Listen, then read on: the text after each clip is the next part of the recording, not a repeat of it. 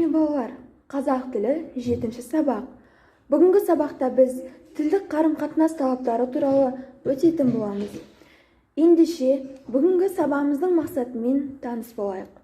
Бүгін біз тірек сөздермен ұсынылған иллюстрациялар арқылы тақырыптарды ашу және берілген мәтінге сәйкес кіріспе, негізгі, қорытынды бөлімдерін қамтитын қарапайым жоспар құруды үйренетін боламыз. Балалар, мен сендерге бүгін қарым-қатынас жағдайында тіл табысудың ең оңтайлы жолдарын сендерге видео ақпарат арқылы түсіндіргім келеді. Ол үшін мына видеоны барлығымыз бірге зейін қоя отырып тыңдайық. WhatsApp желісінде талдау жұмыстарын жасағанда керек болады. Біз қым-қуат ақпарат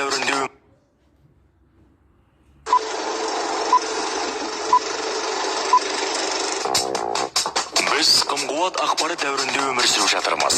Интернет дамыған дәуірде адамдардың арасында барыс келіс азайып, бір-бірінің жағдайын желі арқылы біліп отыруға көшті. Адами қарым-қатынас кейінге ысырылып қалды. Ең жақын деген адамдардың өзі бір-бірінің есігін ашуды қойып, томаға тұйық болып барады. Бұның арты жақсылыққа апармайтыны белгілі. Қай дәуірде де адамның күні адаммен деген қағида ескермек емес. Коммуникабельді адам дегеніміз кім? Ол айналасындағы адамдармен тез тіл табыса біліп, тонның ішкі бауындай жақын болып кететін ашық та жарқын адамдар. Бұл дегеніңіз жетістікке жетудің төте жолы десек те болады. Адамдарды діні, ділі, ұлтына бөлместен әрдайым жылы ұшырап, жақындай көріп, бауырына тарта білетін адамды біз коммуникабельді адам дейміз. Ол ойы ұшқыр, ең бір күрмеу қиын істерде ортақ шешім тауып, келісім тілін білетін мәлімгер адам. Коммуникабельділік көзқарас кеңдігін білдіреді және ең маңыздысы еш кіршіксіз араласатын жан. Тұңғыш кездесіп тұрған адамдардың өзі де түйсік деңгейінде. Бұл адаммен әрі қарай кездессем бе әлде кездеспей қойсам ба екен деп ойлайды. Және де олар автоматты түрде мынандай екі бірдей сұраққа жауап іздейді. Бірінші, бұл адамға сенсем бе екен? Екінші, бұл адам сыйласуға тұратын жан ба?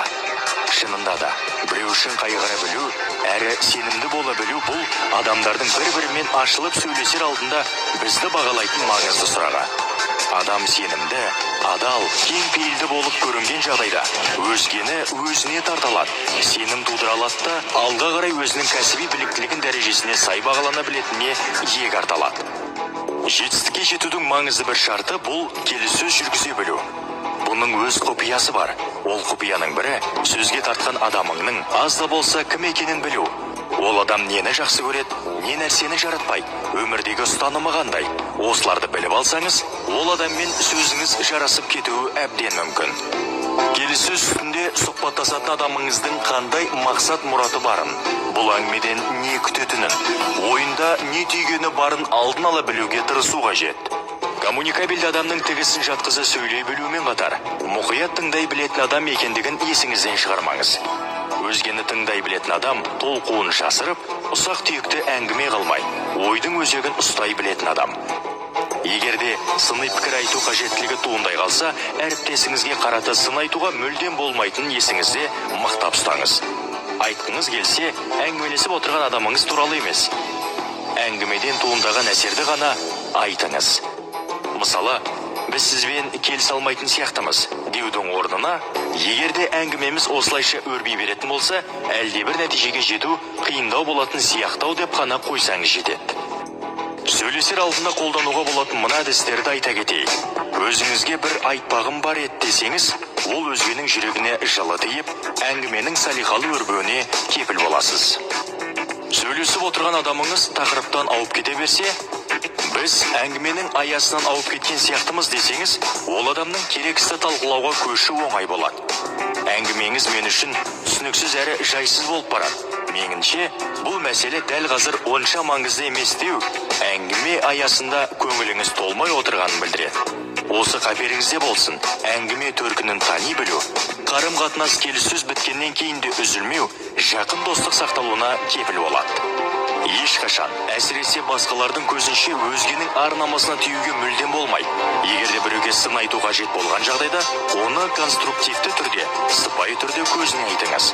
Адамдармен қарым-қатынаста өзгенің өзіңізбен қалай қалай араласқанын қаласаңыз, өзгемен де солай араласу керектігін есіңізден шығармаңыз.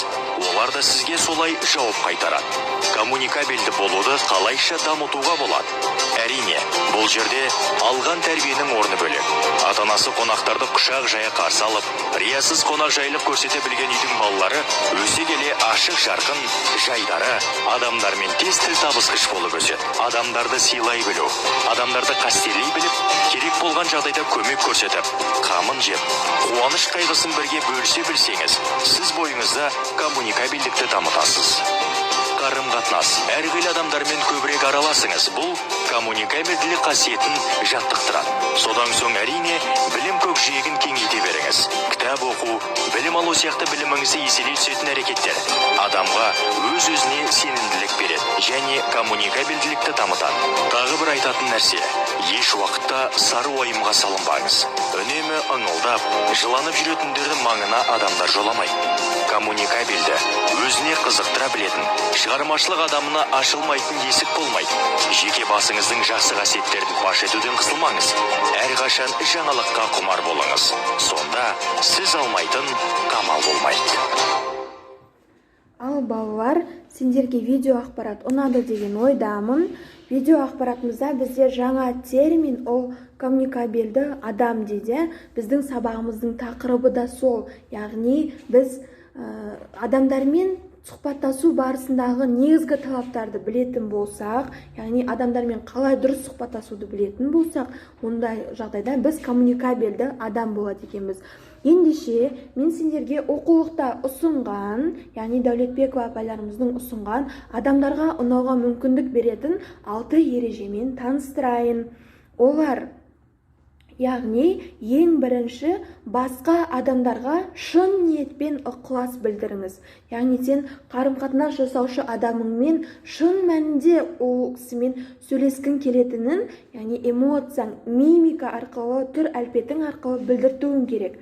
Яғни, түр әлпет деп отырмын. Осы жерде екінші ережеміз күлімсіреңіз. Яғни, жаңа айтқан мимика, ол адамға қарап күлімсіресеңіз, сізбен сұхбаттасушы адам сізбен сөйлескенде, яғни өз-өзін жайлы сезінеді екен. Үшінші жағдайда, қасыңыздағы адамның есімі қай тілде болсын, ол оның құлағына жағымды естілетінін естен шығармаңыз. Мысалға, сіздің сұхбаттасушы адамыңыздың есімі Алтынай болатын болса, Алтынай, сенің есімің маған өте ұнайды. Ол дыбысталғанда құлаққа өте жағымды деп айтсаңыз, ол сізбен сұхбаттасушы адамға да қатты ұнайтын болады екен.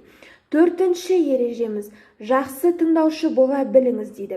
Балалар, жақсы тыңдай білу ол өнер. Яғни, кез келген адам біз ести аламыз, жаңағы даладағы көліктің дауысын, яғни шулаған араның ызыңын, не болса өлеңді ести аламыз. Ал тыңдау деген бір бөлек нәрсе.